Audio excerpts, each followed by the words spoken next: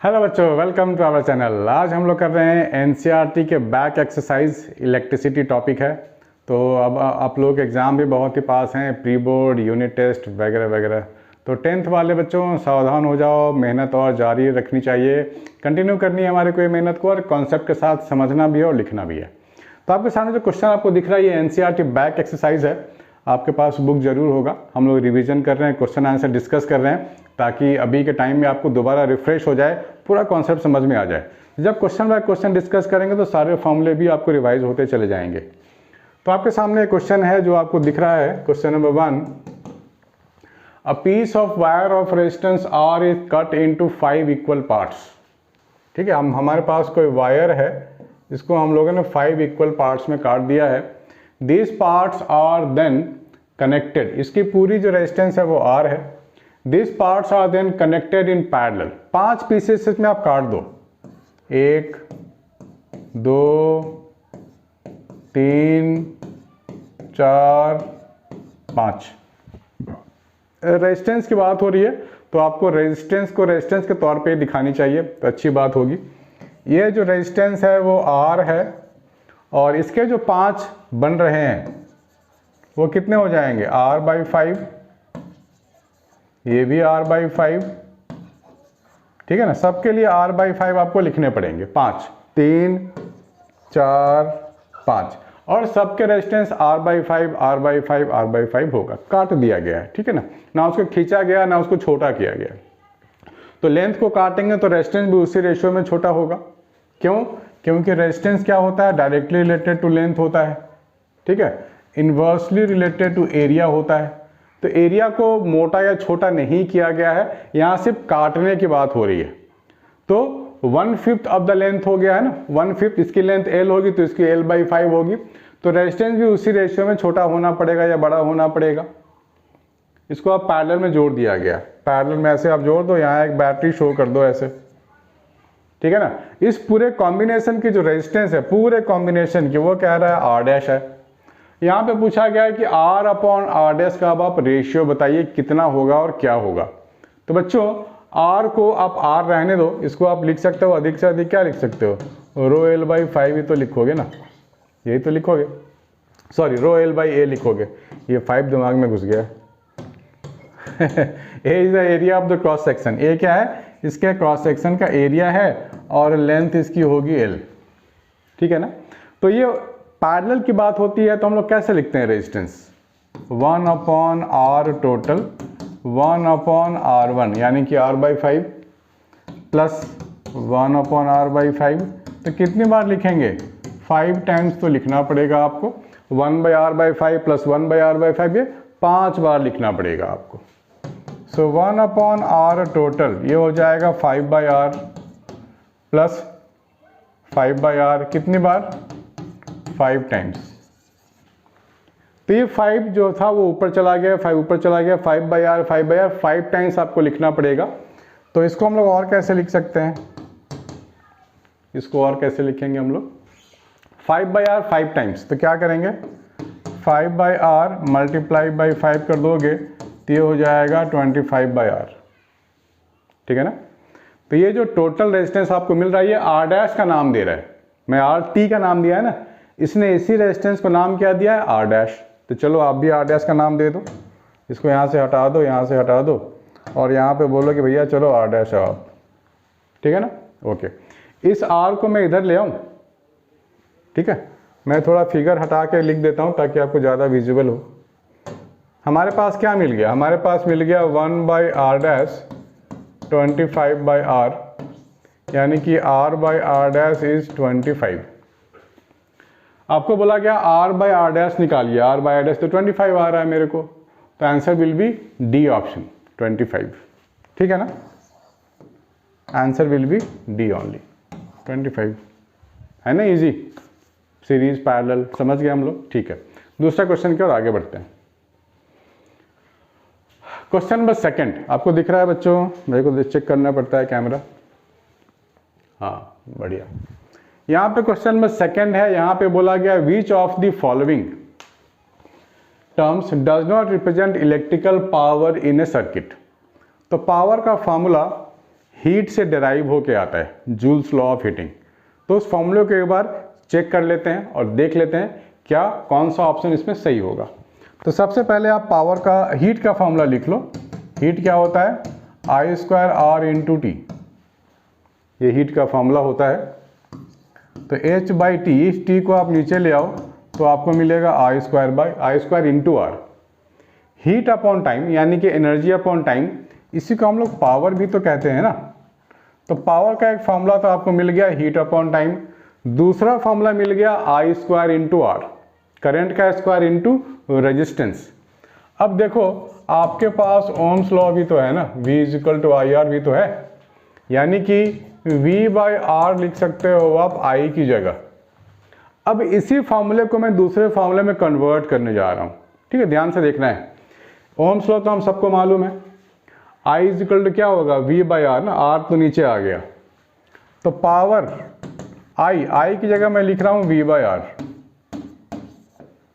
तो ये मुझे मिल जाएगा V स्क्वायर बाई आर। दूसरा फॉर्मूला मिल गया V स्क्वायर बाई आर, ठीक है। अब यहाँ पर एक और तरीका है करने का कि V बाई आई को आप R भी तो लिख सकते हो, तो R को आप रिप्लेस कर दो, V बाई आई लिख दो। So P is equal to I square का रहने दो, R की जगह लिखो V बाई आई, तो ये आई कट गया, ये हो गया V इंटू आई, पावर आपको मिल गया V इंटू आई। तो ये तीसरा फार्मूला है, और कोई फार्मूला आप लोग नहीं बना सकते, यही तीन फार्मूले आपको दिमाग में रखने पड़ेंगे। आई स्क्वायर इंटू आर, तो ये तो पावर का फार्मूला हो गया। आई स्क्वायर कोई फार्मूला भी नहीं होता ना, you won't get this formula. V into I है हमारे पास, V स्क्वायर बाई आर ये भी हमारे पास है, ठीक है। तो ये हमारे को मिल गया है option B, I into R square, ठीक है। इसको नोट करो, फिर थर्ड और फोर्थ भी करते हैं। चलो क्वेश्चन नंबर थर्ड और फोर्थ भी कर लेते हैं, ठीक है ना। क्वेश्चन नंबर थर्ड और फोर्थ ये बिल्कुल एनसीईआरटी में है, आपके पास बुक है, आप चाहो तो चेक कर सकते हो। और इस क्वेश्चन को पहले खुद से ट्राई करो, नहीं होता है तो आपके लिए ही मैं बना रहा हूँ ये वीडियो सोल्यूशन। तो सबसे पहले खुद का एफर्ट होना चाहिए, राइट, हम लोग तो हैं आपकी हेल्प के लिए। तो क्वेश्चन नंबर है third, an electric bulb is rated 220 volt 100 watt when it is operated on 110 volt the power consumed will be. एक बल्ब है, देखो जब आप मार्केट में बल्ब खरीदने जाओगे ना, वहाँ रेटिंग लिखा होता है, ध्यान से देखना, बल्ब में लिखा होता है रेटिंग, या उसके पैकेट पे भी लिखा होता है, जो पैकेजिंग होती है वहाँ भी लिखा होता है rated 220 volt 100 watt when it is operated on 110 the power consumed will be, आपको फाइंड करनी है। तो ये जो बल्ब के लिए इंफॉर्मेशन है ना, 220 वोल्ट और 100 वाट, यानी कि वोल्टेज और पावर गिवन है, वोल्टेज और क्या गिवन है? पावर। तो वोल्टेज और पावर को रिलेट करने वाला फॉर्मूला होता है ना, P is equal to V square by R. अभी हमने एक फॉर्मूला देखा ना, V स्क्वायर बाई आर। तो यहाँ से आप क्या करोगे? बल्ब की रेजिस्टेंस फाइंड कर लोगे। क्या कर लोगे? बल्ब की रेजिस्टेंस को फाइंड कर लो। पावर देखो 100 है, वोल्टेज 220 है, यहाँ से आप रेजिस्टेंस निकाल लो। चलो निकालो, पहले खुद से निकालो, वीडियो को पॉज करके खुद से निकालो आर की वैल्यू, फिर देखो क्या आता है। तो मैं लिख रहा हूँ पावर की जगह 100 और वोल्टेज की जगह 220, और ये हो जाएगा रेजिस्टेंस R। तो यहाँ से जो R हो जाएगा वो क्या होगा? 220 इंटू 220 डिवाइड बाई 100, ठीक है ना। ये दोनों जीरो चला गया, यहाँ पर हो जाएगा 22 का स्क्वायर, ठीक है ना। तो 22 इंटू 22 कर लो आप, 484, ठीक है ना। आपको मिल गया resistance 484 ohm is the resistance, ठीक है। 484 ओम इज द रेजिस्टेंस, इस बल्ब की रेजिस्टेंस। अब इस बल्ब में वोल्टेज कितना दिया गया है? 110 वोल्ट दिया गया है, ठीक है ना। रेटिंग तो 220 थी, पावर था तो उसकी हेल्प से हम लोगों ने R निकाल लिया। अब आपको बोला गया है पावर कंज्यूम्ड कितना करेगा, जब 110 वोल्ट पे ऑपरेट करेगा तो निकालिए पावर। वापस इस फॉर्मूले में आओ और वोल्टेज लिखो 110 और रेजिस्टेंस लिखो 484, ठीक है ना। तो 110 का मतलब हो गया, स्क्वायर करेंगे इसका, 484 हो गया है, तो ये 121 00 हो जाएगा और 484 हो जाएगा, ठीक है। तो ये हो जाएगा 121 अपॉन 484 इंटू 100, 4 से कट जाएगा, ठीक है ना। और 100/4 25 वाट पावर ये कंज्यूम करेगा जब 110 वोल्ट पे हम लोग इस पर काम करेंगे, तो है ना। इजी है वैसे काफ़ी। तो आगे कर लेते हैं क्वेश्चन नंबर 4। होपफुली आपको ये समझ में आ गया होगा। चलो क्वेश्चन नंबर 4 की अगर हम बात करें तो इसके हटा देता हूँ पहले, ठीक है। तो मेन चीज़ देखो, मेन चीज़ है कॉन्सेप्ट को समझना, प्रॉब्लम को समझना कि क्वेश्चन में आस्किंग रेट क्या है, क्या पूछ रहा है वो आपसे और कौन कौन सी क्वांटिटी आपसे मांग रहा है। तो क्वेश्चन नंबर 4 की अगर हम लोग बात करें, 2 conducting wires of the same material and of equal lengths and equal diameters are first connected in series. 2 wire हैं, है ना, same material, equal length, equal diameter, यानी कि दोनों की रेजिस्टेंस तो सेम होगी ना। इसके लिए भी R ले लो, इसके लिए भी R ले लो। And then connected in parallel across the same potential difference. अच्छा, पोटेंशियल डिफरेंस जो पहले था वो पैरेलल में भी सेम इस्तेमाल किया गया है, ऐसे R, ये भी R है और यहाँ पर वोल्टेज V दिया गया है ऐसे। The ratio of heat produce in series and parallel combination will be, same लिया गया है। Ratio of heat produced, heat produce का आपको रेट निकालनी है। तो हीट प्रोड्यूस क्या होता है, I²R इंटू टी होता है, यानी कि टी को नीचे ले जाएंगे तो पावर बन जाएगा, ठीक है ना। Heat produce in this case क्या लिखेंगे, I²R इंटू टी।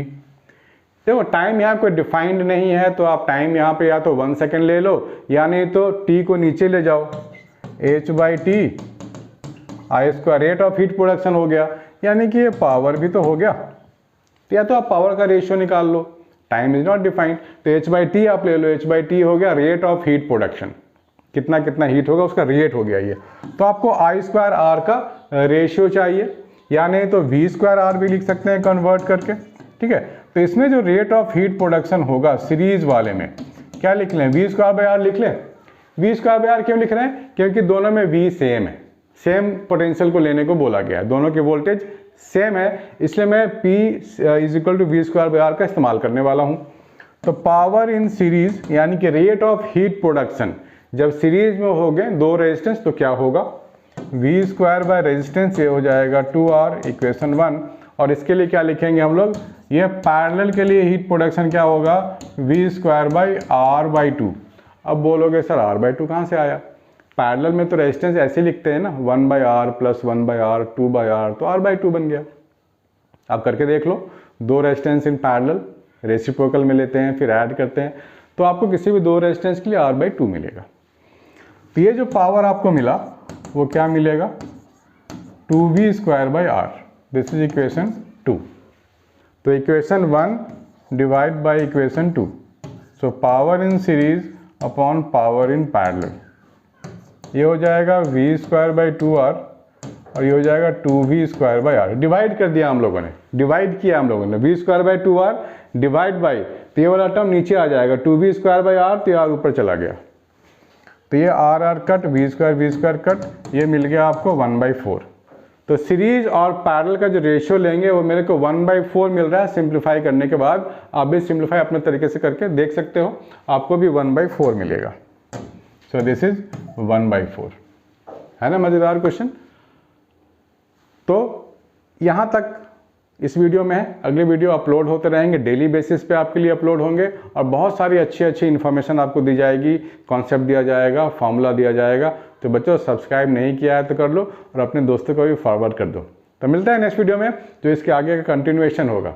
बाय बच्चों, टेक केयर।